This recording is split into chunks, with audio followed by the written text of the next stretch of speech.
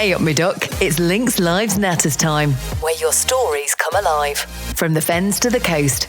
So grab a cuppa and relax with your go-to podcast for unique Lincolnshire stories.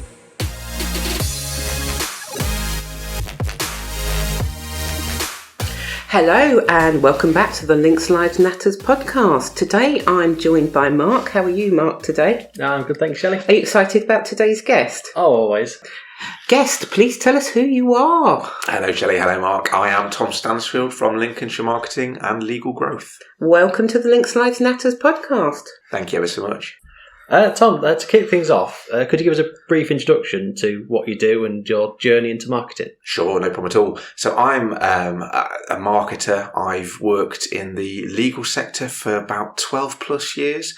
And then I decided, instead of working for other people doing their marketing, why not do it through my own agency? So that was essentially I bet that was nice, actually, having nobody to work for and stuff. But you can choose your own hours. You can choose what you want to do. And well, that was the blessing, wasn't it? That was the blessing. Being able to choose when I worked and whatnot. But ultimately, you're still working for somebody. So now instead of having an employer, there is that, isn't there? But you can choose what you want and stuff, can't you?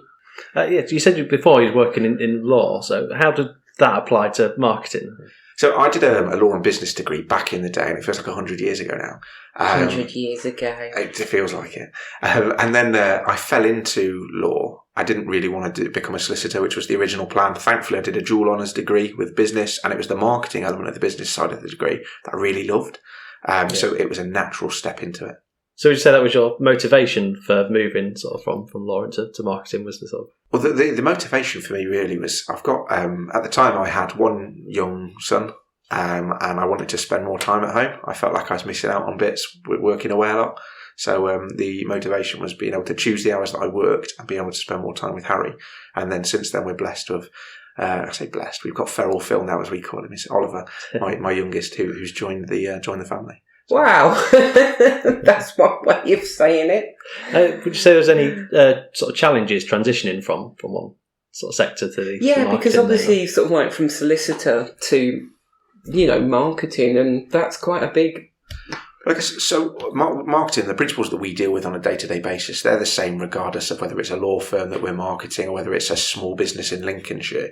So didn't necessarily challenge us too much. I guess the key thing was being able to cope with the demand. So I only ever wanted a lifestyle business. I only wanted just enough money just to pay the bills, just to keep a roof over my family's head. Mm-hmm. And thankfully, and I'm touching the table here, touching wood, the demand for our services increased. So we expanded the team and we've expanded our client base since. And then we've obviously launched a number of different projects. Would you say there's any sort of unique challenges to smaller law firms compared to the big corporate ones? Well, they don't have the same budgets that the big firms have got, which is probably their biggest challenge. But the way that they market their business doesn't necessarily change. No. Is there any sort of particular clients that you're sort of proud of the work you did for them? Or can I give you two examples of this? Yeah, sure, like when you first started and things like that, did you think, oh, yes, did you have particular people in mind, and sort of like, yes, that's brilliant, but obviously, you say you've got examples as well. So when I launched the agency 2.5 years ago, I'd already been doing consultancy for 3 years. So we're still working with our very first client. She's like my mum, I love her to pieces. So she's got a legal business based down in Kent. We've been working with her, like I say, I helped her to set up a business back in the day. She's now been going for 7 years. Wow, that's an achievement, and I bet it makes you feel like, yes, I was there right from the start sort of thing. And yeah, absolutely. But it's now not just her. She's now got a team of people. She's really flying, which is it's wonderful to see and to be part of that journey with her. Yes. Yeah, and I see the smile come across your face when you just mentioned her, actually. So, it was obviously quite an important, customer to have and stuff. Absolutely. When a new customer comes to you, what's the process? How would you sort of start them down the road of marketing themselves? So we talk ourselves out of so much business, guys, honestly. And the reason for it is because, first and foremost, we don't know whether somebody needs us or whether they just need a bit of support and guidance. So I ask loads of questions. I'm quite intrusive, you could say. And we ask questions about what they want to achieve and how they're going to do it, what their plans look like, and then we'll give some feedback and some thoughts. And then if they need help with the implementation, then we can put a plan or a proposal together as to how it works. But otherwise, we just let them go free with the ideas that we've shared with them. So we were blessed. We get a lot of clients that come to us from other clients, referrals. And one of them, it was our fourth client. Sadly, he's passed away, which is the reason he's no longer working with us. But he referred us to another client, another legal business. And when they started working with us, they were doing 60 grand a year, 5 grand a month, and their objectives were to expand exponentially. And I'm pleased to say that 3 years down the line, they're on for 1.7 million this year. And I can't claim to take all the credit for that, but certainly we've supported with them. Wow, that's quite an achievement, isn't it? Are there any sort of common mistakes that you keep coming across over and over again that companies that approach you and they say, "Oh, we tried this and we tried that," and you sort of... Do you take them back to basics? Yeah, there's one common theme here, and I think you've just sort of alluded to it, Mark, is that lots of businesses aren't consistent when it comes to marketing, and if they're not consistent, they won't see the results longer term.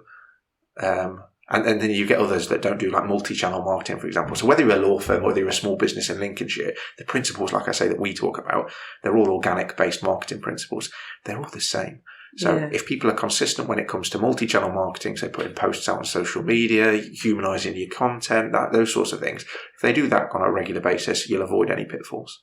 What would you say you enjoy most about sort of helping smaller businesses? And we can't help every business that we come across. We try our best to support, and we've implemented a few things like the Lincolnshire Business Directory to help. But I guess I like to see the results. I like to see tangible results, increases in website traffic, increases in business.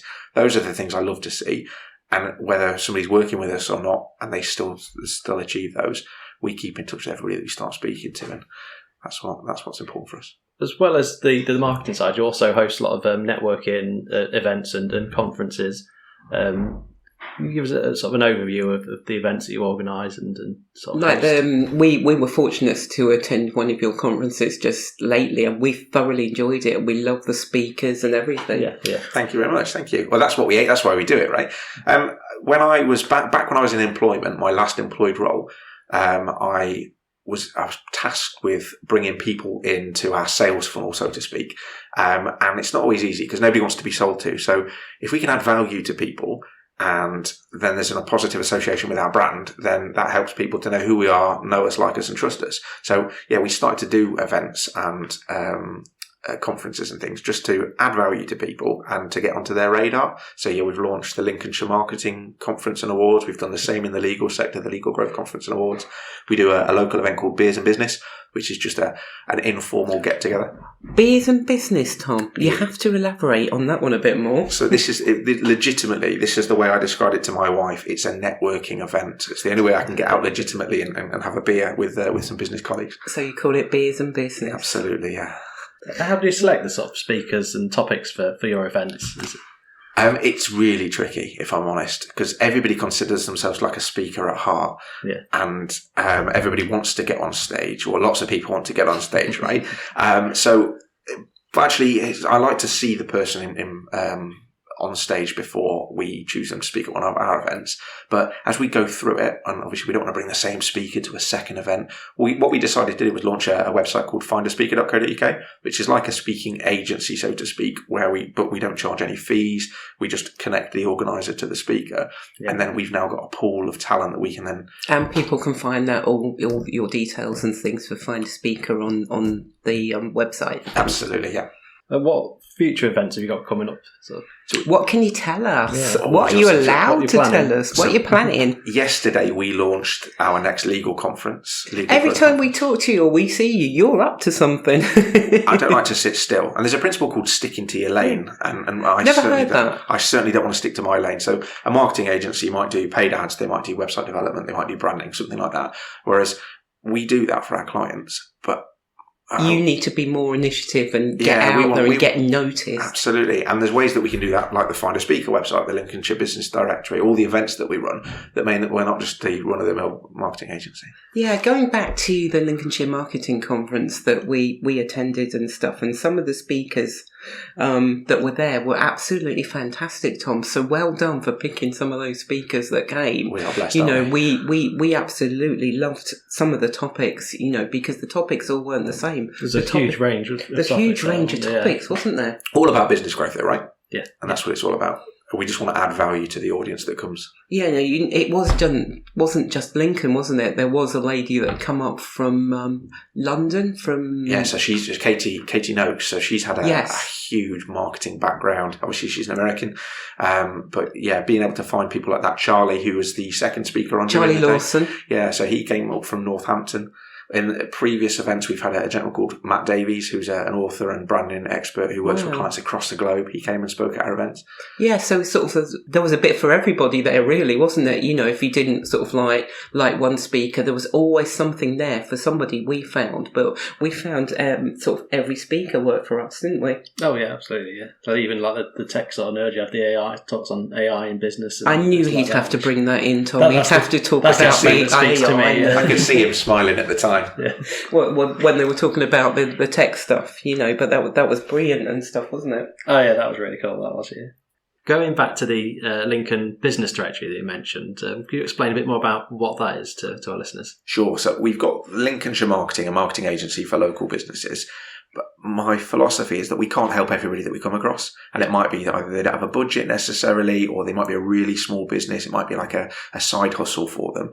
Yeah. But they still need to grow. They still need to grow, or they still want to grow and still want to market. So I thought we'll create a directory of local businesses where they can get a free listing. It boosts their SEO, gives them a backlink, gives them somewhere to shout about what they do. And that was it. The idea for the Lincolnshire Business Directory was born. Yeah. And then since then, we've got 70-something businesses on there, and we've done no marketing of it ourselves yet. It's all been word of mouth, people that we know locally, maybe people that come to Beers and Business. Yeah. So anyone, no matter what size their business, can just get a free listing on there. And if it's a Lincolnshire-based business, there's a free listing opportunity. And if somebody wanted to spend some pennies? So again, we don't want to make it too onerous or too expensive. So we have got a premium listing on there where people can start to collect reviews. They can share community-based articles, and that's only £99 for the year.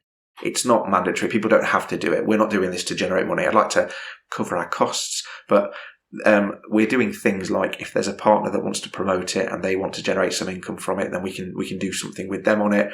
Charities get free premium listings because, again, if we can support local charities, then we're all for that. That's fantastic, Tom, isn't it? You know, I think this guy just doesn't sit still, do you? I can't. You know, you just can't sit still, can you? You know, there's always something in the pipeline with yourself, isn't there? Absolutely. We call it the sales funnel, and forgive me if I'm teaching you or your listeners to suck eggs here, but the traditional sort of sales model is that people hear about what you do and they go into your sales funnel. And as they filter down the sales funnel, they'll either be interested in what you've got to say, what you've got to sell, or they won't. But if you can then add different sales funnels within that, so if you can support them in different ways, you still collect that data, and data is the fundamental backbone of the business. I think the reason, obviously, I wanted to bring you on also is because the world of marketing is so confusing anyway, isn't it? And especially with, you know, like the terms like SEO and hashtags and everything else. People just get really confused with all these new modern wordings. It's like a whole second skill that you need on top of whatever your business is in the first place, isn't it? Well, there's a reason why lots of businesses have got their own marketing departments there, right? Yeah. It's tricky, but there's stuff that you can do that's simple, and you just surround yourself with people who know more than you do, and your business will grow as a result. Yeah, there was always that joke, find a 6-year-old or find a 7-year-old, wasn't there? Find a younger person who knows about these things. That was the joke, wasn't it? I do the same thing. I employ people that have got better skill sets than I have and that can support our clients better than I could. So, obviously, you work a lot with software as well. Do you have your own in-house system that you use? Yeah, so before setting up, I came from a legal tech firm. So I've had a bit of a background in tech, and then all of our clients will have a CRM system, a client relationship management system. Explain what a CRM system is to our listeners, because not everybody would know what a CRM system is. Easiest way to describe it, it's like a glorified spreadsheet. It enables you to collect all of your customer data or prospect data in one safe space, and then you can use it for communication to them and hopefully automate communication. You can put in sales funnels and start drip feeding information to clients. You might be able to do like email newsletters. You could post out through your social media channels through a CRM system. So it's the backbone for your business essentially. So we launched one about 4.5 months ago now. Having been in legal tech, we thought, we'll launch our own, and we're pleased to say that it's going well so far. We've got 15 clients that have signed up and that are using it now to grow their business. We're using it for our own businesses, so all of the communication that we do goes out through Tom CRM. It's like a sort of virtual assistant sort of thing that helps with all your marketing and managing customers. To an extent, yeah, absolutely, yeah. At the Thrive Tribe, we believe everyone deserves the chance to soar. Whether you're an individual seeking self-improvement or a business aiming for success, we've got you covered. Personalised coaching. Unlock your potential with our expert coaches. One-on-one guidance tailored to your unique goals. Learn flexibly online. Boost your skills from Microsoft Office mastery to work-based expertise. Lifelong learning? We've got the keys. So whether you're an aspiring professional, a business leader, or simply hungry for growth, join the Thrive Tribe today. Visit thethrivetribe.com and let's ignite your journey. Remember, it's not just about surviving, it's about thriving. The Thrive Tribe, where potential meets possibility.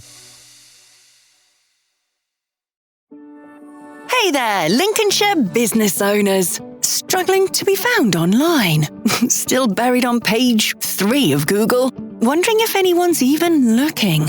Well, stop stressing and join the Lincolnshire Business Directory. It's completely free to join and you'll finally start getting noticed. Think of it like shouting from the hilltops, but digitally. Want to really make a splash? For just £99, you can upgrade to a premium listing and get in front of more eyes. You'll be the talk of the town. It's super easy. Pick a plan, create your listing, and boom, you're live. Customers will be finding you faster than you can say SEO. Head to www.lincolnshirebusinessdirectory.co.uk. Don't miss out. Your customers are waiting. How do you stay motivated to keep going, and sort of what inspires your work? Staying motivated is always a tricky one. I guess it depends on what motivates. Everybody's got different motivations, right? I'm not necessarily motivated by money. The thing for me is that time and choice freedom. So as long as I can get up on a Monday morning, Tuesday morning, take my boys to school or to the childminder and do the pickup, that's what motivates me. And then obviously we've got our clients' obligations and expectations to manage. So if we can achieve everything that they want to achieve or help them achieve everything that they want to achieve, then I know I'm doing the right thing. Okay, I'm going to chuck a question in that you don't know about. Has anybody ever come to you and said, I want something quite innovative, quite different? How would you feel if somebody brought you that challenge? Because knowing you like I do, you'd have gone, yes, bring it on. So has anybody ever come to you with quite a innovative thing and went, I want something quite different? All the time. All the time. Our clients, so because we are like a marketing department in our clients' businesses, they'll just pick up the phone to us and say, I've got this idea, what do you reckon? And it might be something that we've never dealt with before and we might not be the right person, but we can introduce them to somebody, or more often than not, like you say, we're like, let's get stuck in, let's make this work, let's make this happen. Yeah, because knowing you like we do, it's sort of like, yes, I'm going to get stuck into this. I'm not going to walk away from it, because you're that sort of guy that wouldn't walk away from something. Oh, absolutely. You'd get in there, wouldn't you? What would you say that the biggest change has been in the time you've been doing marketing, sort of, from then to now? What, like a marketing change? So what sort of clients wanting? What do people want, or what people want, or how you have to do the work? How's it? I guess life's been made a lot easier through the advent of technology and new technology. Like AI is a great example. Yeah. We were able to utilise AI now, and things like AI chatbots on websites, AI for idea generation, even transcripting conversations that we have with our clients so that it gives us a key actions list for moving forwards. Yeah. That's been the biggest change and biggest lifesaver at the same time. How do you see that evolving even more? Well, if we look at websites, SEO, and generative search, I think the more people sort of think about their digital footprint, the better. And I think with generative search and the way that that's sort of developing, there'll be more opportunities for people to expand their digital footprint. Okay, so if you're a brand new business, where do you start? What would you suggest somebody starts with? Oh, I guess it all depends on what their objectives are. Do you think people need to be on social media every day promoting their business? Or would you say sort of like one post or 2 posts a day, or... So we'll start off with where do they need to start? Well, as we say, when we work with a new client, we always ask them what their 5 objectives are. And those 5 objectives, typically speaking, are going to be measurable. So it might be a turnover target, it might be a number of clients or customers that they want. It might be an average client transaction value, specific audience. Somebody just wants to make money. Yeah, well, this is it. That's a lot of people, that's their goal, right? Because we've all got bills to pay. So having those objectives are key. And then you can start to think about, where do the fish that you want to find, where do they hang out, which pool are they in? And then I always encourage people to think bigger. So maybe not stick to your lane, fish in the pond with a net rather than a rod and a reel. So go after the next 10 clients rather than the next one. And that might be Google, It might be having a website, it might be having social media. And then the second question that you had was, how often do people need to post, or do they need to go on social media every day? You see all these, they call themselves gurus, don't they? And these experts in social media. And it's sort of like, oh, you need to post like at least once a day, and you need to do this and you need to do that. Do you think all businesses need to do that? I think there's a good message in it, and that's the consistency piece, right? So consistency is key when it comes to marketing. Yeah. If I give you an example, when I launched my business, when I started doing consultancy work 5 and a bit years ago, I needed an accountant.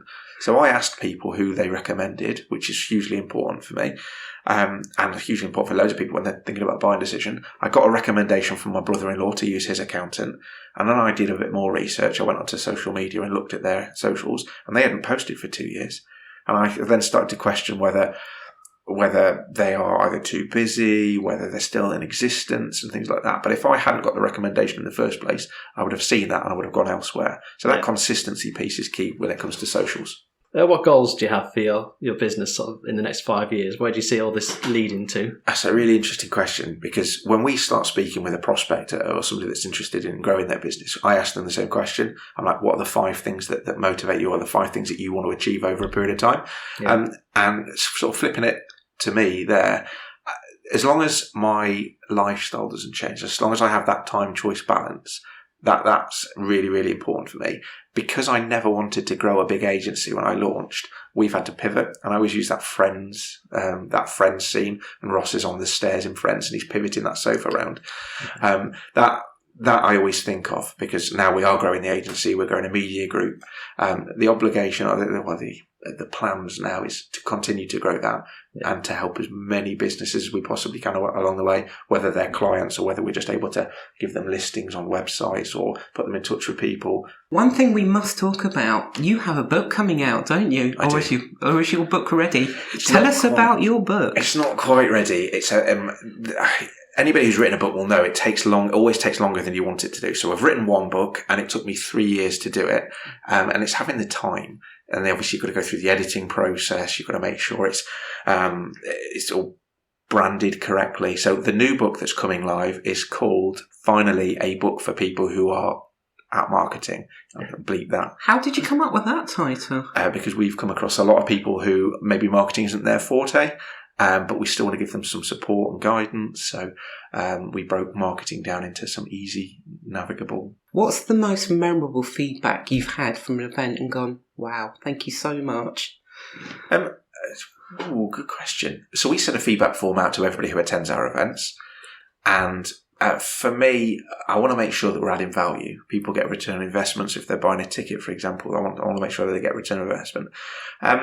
So it's just nice to know that people have enjoyed it, that we've put on decent speakers. But selfishly, when it comes to organising an event, I will choose speakers that I'm interested in, and then I will listen to them and I'll absorb all of their knowledge as best I possibly can. And so, yeah, maybe they're a bit more, there's more of a selfish motivation to running the events than there is anything else. No, why not? Because it takes a lot to put an event on, because people don't realise. It's like building a house, isn't it? You've got to start with your permissions. You've got to get all your your building materials all together. So it's the same in marketing and putting on an event, isn't it? You've got to build those structures, those levels up to get, your right speakers, haven't you? Yeah, I mean, I'll be honest with you guys, to run an event like the Lincolnshire Marketing Conference and Awards, it costs anywhere between sort of 12 to 17 grand. So we've got to know that we can either get a return on investment from it, or at least get that much financial value from it. And that might not be like bringing on a client. It might not be the sponsorship of the events or ticket sales, but it could be about, is the knowledge that we're gaining from it going to help us in the long run to generate that return? Do you find yourself travelling around the country looking for these particular speakers then? Not necessarily just to look for speakers. We're around the country with clients anyway. What's the furthest one you've got? We've got clients abroad. We've got clients in America for the CRM system. We've got clients in Spain for the... He's showing off now. It's nice. It's lovely. But yeah, we travel because we travel around. We meet loads of interesting people. We get loads of recommendations for speakers, and that certainly helps us. So you're travelling abroad now for your work then? Not as much as I'd like to. No. So if anybody wants Tom's help, and he wants, if anyone wants to pay, for a trip to the States or you name it, if you were to dream, Tom, where would your ideal client come from if you were allowed to dream? Lincoln. Lincoln. So I don't have to travel. That was one of the joys of we do a lot of work on Zoom. So when we speak with our clients in Spain or we speak with any clients in America, it's always done on Zoom. I've not had the pleasure yet of jumping on a plane and going across there. Can I ask a couple of questions to you guys? Go on then. So, I didn't mean that like that. No, sorry. Yes, Thomas, go ahead. So you've been doing the podcast for a while now, and you get to interview some pretty interesting people, right? Yeah. For me, if I have a conversation with somebody, I'm always trying to see what I can absorb. I'm like a sponge. But who's the most interesting person you've had on the podcast so far? On Links Lives Natters podcast, or just in general for my history? Oh, both. Both. For me, obviously, I'd worked in radio before I'd done all this. And so I decided, with Mark's help, that we'd do our own podcast and stuff because he always said to me, you're really good at this. And when I first started, my very first interview was with Suggs from Madness back at Market Raisin Racecourse when they came over. That was my very first interview. I'd never done interviewing before. That was absolutely fantastic talking to Suggs. So there's that. There's people like Paloma Faith. I'm trying to think. Francis Rossi, Major, loads of people for me. What about you, Mark? Who have you interviewed and you've really liked? I do like the fact that everybody we talk to is very different. So when we get to meet a lot of cool people. So we're doing this. We've met, a couple of the new gladiators and ice road truckers. And oh yes, he met a gladiator called My Diamond. His Diamond. He met Diamond, the gladiator. Nice. Yeah, so we get to all these things there. And then a few weeks ago, we got to go to a local wrestling event. That was pretty cool as well. And it's sort of things that I would never have done before we started all this. And I think also as well, there's one we did 6 months ago, which I thought was a really cool interview, was these two. They worked for the University of Nottingham and they were doing a study on Lincolnshire folktales. And so they're building a website to try and, so people rating all these sort of, folktales that they knew from the area they lived, and they could all submit them to this website, and then it created an interactive map of where all these tales came from around the county. They were trying to sort of document as many as they could. I thought that was quite cool. Yeah, so everything, going back to your question, Tom, everybody from the local newspaper seller to pop stars to everybody in between, we don't specify who we want. We just interesting stories. It's about telling that story and getting that story out to somebody, isn't it? Absolutely. It's been an absolute pleasure, Tom, for you to come on Links Lives Natters today. Thank you so much for having me. That's all right. So where can people find all the details about you? Do you have a website, Facebooks, everything? Tell us where we can get you. We've got everything. But I guess the easiest place will be tomstansfield.co.uk, and that's got links to all of our brands, all of our businesses. Oh, absolutely fantastic. Tom, been an absolute pleasure. Thank you so much for your time today. Thank you guys. Thank you for coming. And that's the end of another episode. Shelley and I would like to give a huge thanks to Tom for joining us today and sharing his insights. And of course, a big thank you to all of you for listening. Don't forget to like, subscribe and spread the word. You can find all our episodes at www.linkslivesnatters.com or wherever you prefer to get your podcasts. Until next time, take care.